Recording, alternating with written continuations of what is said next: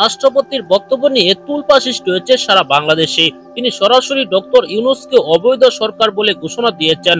অনির্বাচিত সরকার কোনোভাবেই বৈধ হতে পারে না বলে তিনি বক্তব্য দিয়েছেন। তার বক্তব্যটি আপনাদেরকে শোনাবো। এমনকি আওয়ামী লীগ সরকার পালানোর পরেও এখন আওয়ামী লীগ নিয়োগ দেওয়া এই রাষ্ট্রপতি কি কি ষড়যন্ত্র করছে, এমনকি তিনি অতি শীঘ্রই পদত্যাগ করতে পারেন, এমনকি তাকে পদত্যাগ করতে বাধ্য করা হচ্ছে। এই বিষয়টি নিয়ে আমরা একটি প্রতিবেদন দেখবো এই ভিডিও শেষে। না টেনে পুরো ভিডিওটি দেখবেন। চ্যানেলে নতুন হলে সাবস্ক্রাইব করে রাখবেন পরবর্তী আপডেট পাওয়ার জন্য। ভিডিওতে একটি লাইক দিয়ে দেখতে থাকুন। সম্পূর্ণ এই ভিডিও সম্পর্কে অবশ্যই আপনার মূল্যবান মতামত কমেন্টে জানাবেন। দর্শক, আপনারা জানেন রাষ্ট্রপতি মোহাম্মদ শাহাবুদ্দিন যোগ্য নিয়োগ পেয়েছেন আওয়ামী লীগ ক্ষমতা থাকাকালীন। আওয়ামী লীগ সরকার তাকে হঠাৎ করে রাষ্ট্রপতি বানিয়ে দিয়েছেন। তিনি আলোচনায় ছিলেন না, তারপরেও তিনি রাষ্ট্রপতি কিভাবে হয়েছেন তা নিয়েও কিন্তু অনেকেই প্রশ্ন তুলেছেন।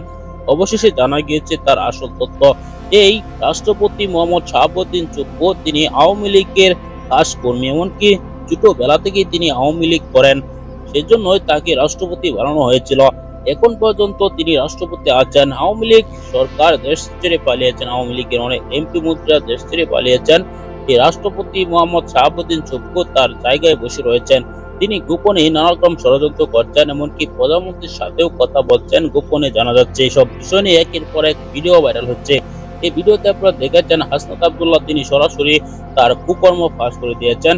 তার অবসরে পাঠানোর জন্য তিনি প্রস্তাব জানিয়েছেন, তার পদত্যাগ দাবি করছেন অনেকেই। আসিফ নজরুল অতি শীঘ্রই তার বিরুদ্ধে ব্যবস্থা নেবে বলে জানা যাচ্ছে।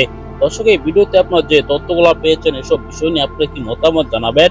এই মুহূর্তে বিদায় নিচ্ছি। আসসালামু আলাইকুম।